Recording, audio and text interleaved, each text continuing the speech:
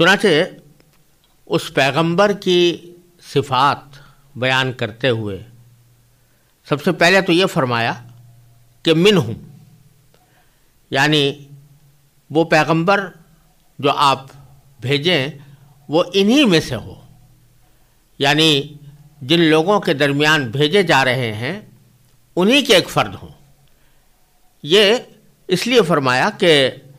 پیغمبر اگر کسی دوسری قوم سے آ جائے یا کسی دوسری نسل سے آ جائے یا کسی دوسری فطرت لیے ہوئے آ جائے تو وہ جن لوگوں کے پاس بھیجا گیا ہے ان کی نفسیات سے، ان کی فطرت سے، ان کے تقاضوں سے پوری طرح واقف نہیں ہو سکتا۔ اس لیے فرمایا کہ انہی میں سے بھیجے تاکہ ان کی نفسیات سے بھی پوری طرح واقف ہوں، ان کی ضروریات سے بھی واقف ہوں، اور وہ اپنی زندگی کا ایک نمونہ پیش کر کے لوگوں کو دکھا سکیں کہ میں بھی تم میں سے ہوں، لیکن میں اللہ تبارک و تعالیٰ کے احکام کی تعمیل کرتے ہوئے کس طرح زندگی گزار رہا ہوں، تو تمہیں بھی اسی طرح کی زندگی گزارنی چاہیے۔ پھر آگے نبی کریم سرور دو عالم صلی اللہ علیہ وسلم کی دنیا میں تشریف آوری کے مقاصد اور آپ کے فرائض منصبی، یا آج کی زبان میں آپ کے ٹرمز آف ریفرنس 4 بیان فرمائے گئے ہیں، اور یہ 4 جو فرائض منصبی بیان فرمائے گئے ہیں یہ صرف اس جگہ نہیں بلکہ قرآن کریم میں 3 مزید مقامات پر انہی 4 فرائض منصبی کو مختلف انداز سے دہرایا گیا ہے،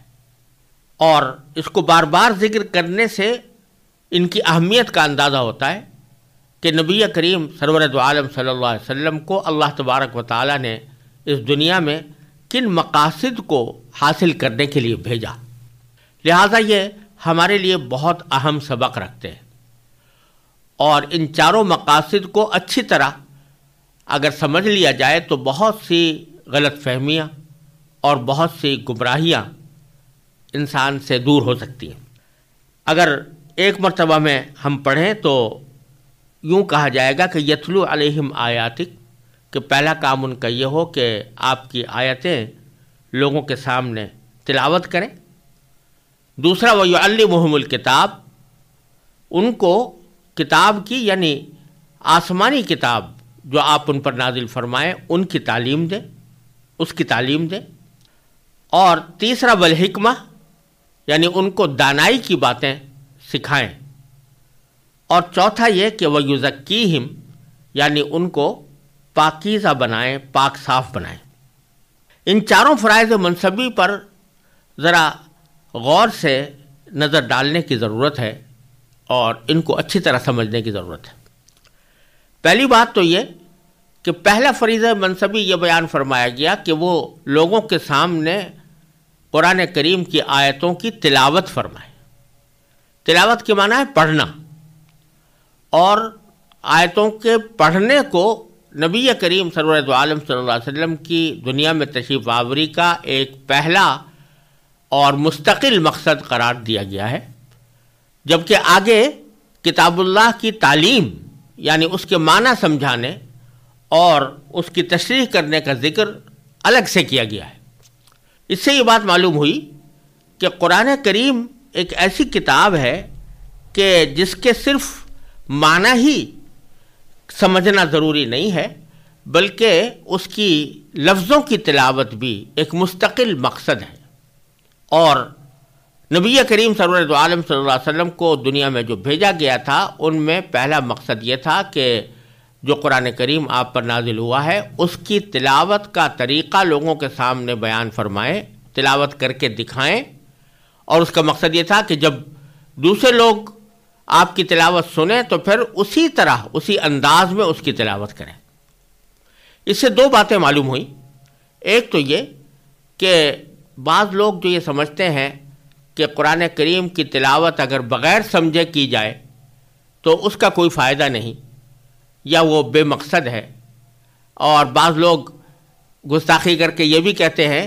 کہ بچوں کو جو قرآن کریم حفظ کرایا جاتا ہے جبکہ ان کے معنی وہ نہیں سمجھتے تو محض الفاظ طوطے کی طرح رٹا دینے سے اس کا کیا حاصل ہے اور اس کا کوئی فائدہ نہیں۔ یہ آیت کریمہ ان کے اس خیال کی تردید کر رہی ہے کہ تلاوت آیات کو، یعنی قرآن کریم کی آیتوں کے محض پڑھنے کو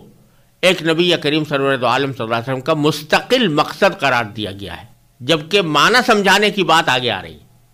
تو معلوم ہوا کہ تلاوت بذات خود ایک مقصود ہے۔ اسی لیے احادیث میں نبی کریم سرور دو عالم صلی اللہ علیہ وسلم نے یہ ارشاد فرمایا کہ اگر کوئی شخص قرآن کریم کی تلاوت کرے تو ایک ایک حرف کے اوپر 10 نیکیاں اس کے نامہ اعمال میں لکھی جاتی ہیں۔ لہٰذا تلاوت قرآن سمجھ کر کرنا تو بے شک بہت اعلیٰ درجے کی چیز ہے ہی، لیکن اگر کوئی شخص پوری طرح سمجھتا نہ ہو اور بغیر سمجھے بھی تلاوت کرے تو وہ اس کے لیے ایک ثواب کا کام ہے۔ یہ دوسری کتابوں کی طرح نہیں ہے کہ جس میں صرف معنی ہی مقصود ہوتے ہیں، الفاظ مقصود نہیں ہوتے۔ یہ الفاظ اللہ تبارک و تعالیٰ کے الفاظ ہیں، یہ اللہ تعالیٰ کا کلام ہے، اور کلام اللہ تعالیٰ کی صفت ہے۔ لہٰذا یہ اللہ تبارک و تعالیٰ کی ایک عظیم صفت کا مظاہرہ ہے، اور اس صفت کا مظاہرہ ہونے کی وجہ سے ان کا صرف پڑھ لینا بھی موجب اجر و ثواب ہے، موجب خیر و برکت ہے، بلکہ ان الفاظ کے جو نقوش کتاب پر لکھے ہوئے ہیں وہ دیکھ لینا بھی ایک بہت بڑا برکت کا ذریعہ ہے۔ لہٰذا یہ سمجھنا کہ بغیر سمجھے تلاوت کا کوئی فائدہ نہیں، یہ اس آیت کی مخالفت ہے، اور یہ آیت اس کی تردید کر رہی ہے۔ دوسری بات اس سے یہ معلوم ہوئی کہ چونکہ تلاوت بذات خود ایک مقصد ہے، لہٰذا آپ جو لوگوں کے سامنے تلاوت کرتے ہیں، لوگوں کو چاہیے کہ جب وہ خود تلاوت کریں تو اسی انداز سے کریں جس انداز سے نبی کریم سرور دو عالم صلی اللہ علیہ وسلم نے تلاوت فرمائی۔ اور خود رسول کریم صلی اللہ علیہ وسلم کو اللہ تبارک و تعالیٰ نے یہ حکم دیا کہ جب حضرت جبریل امین علیہ السلام آپ کے پاس قرآن کریم لے کر آئیں اور وہ آپ کے سامنے پڑھیں تو آپ بھی اسی طرح پڑھیے جس طرح جبریل امین علیہ السلام نے آپ کے سامنے پڑھا تھا۔ چنانچہ سورہ قیامہ میں اللہ تبارک و تعالیٰ نے نبی کریم سرور دو عالم صلی اللہ علیہ وسلم کو خطاب کرتے ہوئے ارشاد فرمایا کہ فَإِذَا قَرَأْنَاهُ فَاتَّبِعْ قُرْآنَهُ، یعنی جب ہم تلاوت کریں، اور ہم تلاوت کرنے سے مراد یہ ہے کہ جب ہماری طرف سے جبریل امین علیہ السلام آ کر آپ کے سامنے قرآن پڑھیں تو فَاتَّبِعْ قُرْآنَهُ، تو پھر ان کے پڑھنے کی طریقے کی اتباع کیجئے، یعنی جس طرح وہ پڑھ رہے ہیں اس طرح آپ بھی پڑھیے۔ ثُمَّ إِنَّ عَلَيْنَا بَيَانَهُ، پھر ہماری ذمہ داری ہے کہ ہم اس کے معنی بھی آپ کو سمجھائیں گے، اس کے معارف سے بھی آپ کو باخبر کریں گے۔ لیکن جہاں تک تلاوت کا تعلق ہے تو جس طرح جبریل امین آپ کے سامنے تلاوت کر رہے ہیں تو آپ بھی اسی طرح تلاوت کریں۔ تو نبی کریم صلی اللہ علیہ وسلم اس طرح تلاوت فرماتے تھے جس طرح جبریل امین علیہ السلام نے آپ کے سامنے تلاوت کی، اور پھر امت کو بھی حکم یہ ہے کہ جب وہ قرآن کریم کی تلاوت کرے تو اسی طرح کرے جس طرح نبی کریم سرور دو عالم صلی اللہ علیہ وسلم نے تلاوت فرمائی۔ اور اس امت محمدیہ علی صاحب الصلاۃ والسلام کی ایک بہت بڑی محبت اور عشق کا ایک تقاضا ہے اور اس کا مظاہرہ ہے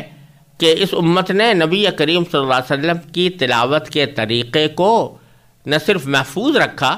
بلکہ اس کو ایک مستقل علم کی بنیاد بنا دیا۔ وہ علم تجوید کہلاتا ہے۔ تجوید کے معنی ہے قرآن کریم کو اچھی طرح پڑھنا، یعنی اس طرح پڑھنا جس طرح نبی کریم سرور دو عالم صلی اللہ علیہ وسلم نے پڑھا۔ یہ علم تجوید ایسا علم ہے کہ جس کی کوئی نظیر کسی دنیا کی زبان، کسی مذہب و ملت میں موجود نہیں، اور وہ اسی لیے ایجاد کیا گیا، اسی لیے اس کو وضع کیا گیا کہ قرآن کریم کی تلاوت اس طرح کی جائے جس طرح نبی کریم صلی اللہ علیہ وسلم نے فرمائی، اور اس میں یہ بات واضح طریقے پر بتا دی گئی کہ کون سا حرف کس جگہ سے نکلے گا اور کس طرح اس کو ادا کیا جائے گا۔ غالباً دنیا کی کسی بھی زبان میں ایسا کوئی علم موجود نہیں ہے کہ جس میں یہ تفصیل بتائی گئی ہو کہ اس زبان کا فلاں حرف منہ کے کس حصے سے نکلے گا اور کسی حصے سے نکالا جائے تو وہ درست ہوگا اور کون سے حصے سے نکالا جائے تو غلط ہوگا. ایسا کوئی علم کم از کم میرے علم میں نہیں ہے کہ دنیا کی کسی اور زبان میں ہو. لیکن چونکہ امت محمدیہ علیہ الصلوۃ والسلام کو تلاوت کا حکم دیا گیا تھا اور تلاوت میں نبی کریم صلی اللہ علیہ وسلم کی طریقے کی اتباع کا حکم دیا گیا تھا، اس واسطے اس امت نے قرآن کریم میں جتنے حروف استعمال ہوئے ہیں ان میں سے ہر حرف کے ادائیگی کا مکمل طریقہ باقاعدہ فن کی صورت میں محفوظ کر دیا. اس میں مذکور ہے کہ با کہاں سے نکلے گی، سا کہاں سے نکلے گی، سین اور سا میں کیا فرق ہوگا، سین اور صاد میں کیا فرق ہوگا، زال اور زا میں کیا فرق ہوگا، اور ضا اور ضاد میں کیا فرق ہوگا، کس کس طریقے سے ان کو نکالا جائے گا، کس طرح ان کو ادا کیا جائے گا. یہ ساری تفصیلات علم تجوید کے اندر موجود ہیں، اور وہ علم تجوید در حقیقت صحابہ کرام رضی اللہ تعالی عنہم نے نبی کریم صلی اللہ علیہ وسلم سے سیکھا، اور صحابہ کرام سے تابعین نے، تابعین سے تبع تابعین نے، اور اسی طرح وہ سینہ بسینہ ہم تک چلا آیا ہے، جس کے نتیجے میں اس کی عملی مشق بھی تجوید کے اندر کرائی جاتی ہے. اور یہ ہر مسلمان کے ذمے ایک لازمی فریضہ ہے کہ وہ اس علم کو بقدر ضرورت حاصل کرے، یعنی وہ جانے کہ میں قرآن کریم کے الفاظ کو کس طرح پڑھوں. کیونکہ قرآن کریم کی تلاوت تو بذات خود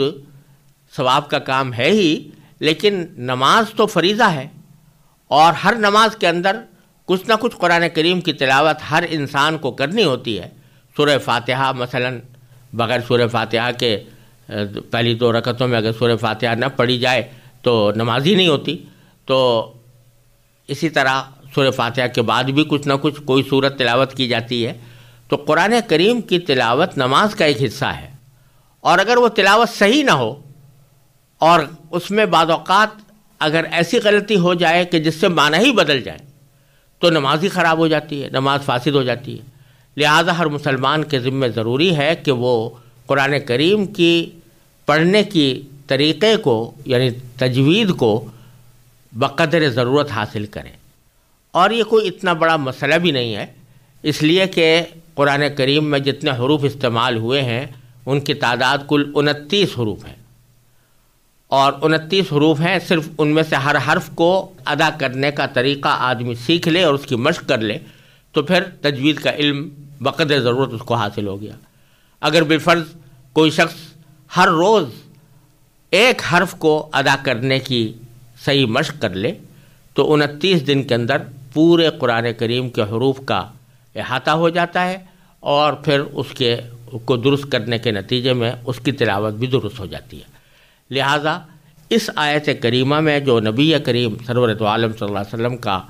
دنیا میں بھیجنے کا پہلا مقصد بیان فرمایا گیا ہے تلاوت آیات، اس سے ہمیں یہ سبق ملتا ہے کہ ہم قرآن کریم کی تلاوت کو اپنی معمولات میں بھی شامل کریں اور اس کو صحیح طریقے سے پڑھنے کی پوری کوشش کریں. دوسری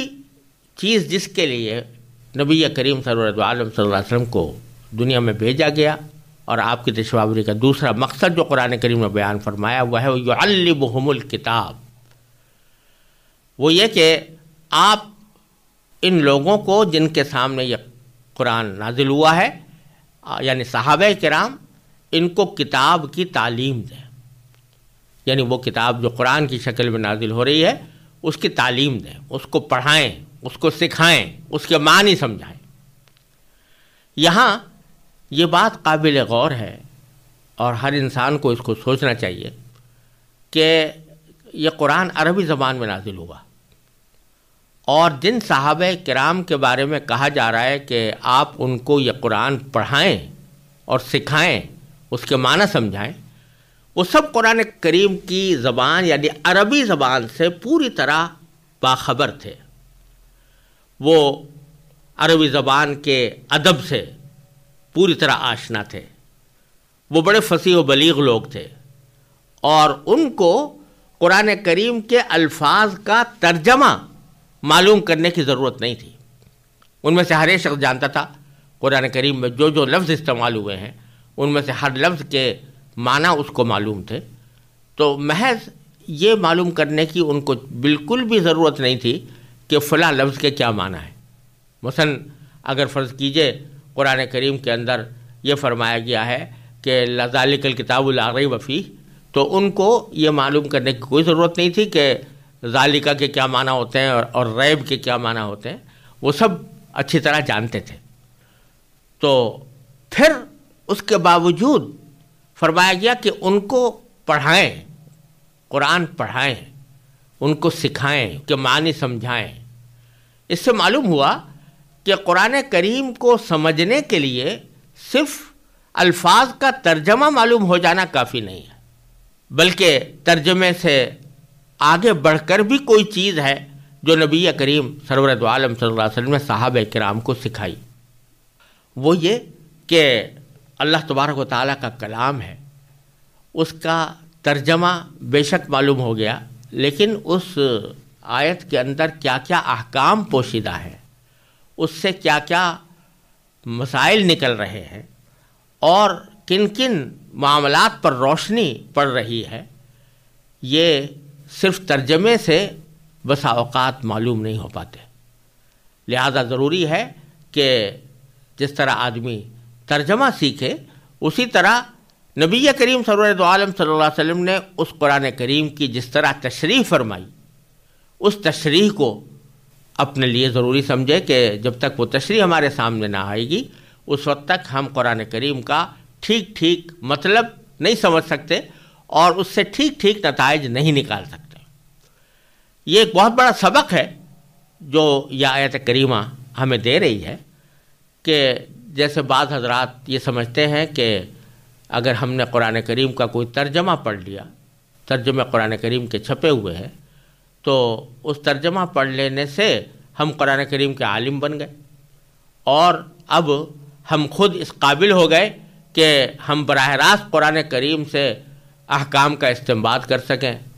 اس براہ راست قرآن کریم کے احکام کو معلوم کر سکیں اور